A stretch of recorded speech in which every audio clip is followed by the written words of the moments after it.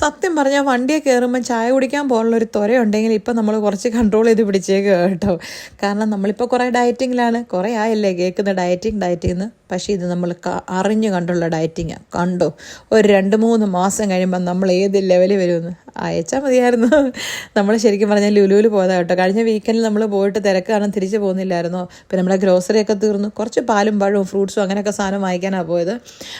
Week days ആയതുകൊണ്ട് വലിയ തിരക്കൊന്നും ഇല്ലായിരുന്നു. ഇങ്ങനെ പോകുന്നത് എനിക്കും ഇഷ്ടം, ആളും ബഹളമൊന്നും ഇല്ലാതെ നമുക്കിഷ്ടമുള്ള സാധനങ്ങളൊക്കെ നോക്കിയെടുക്കാമല്ലോ.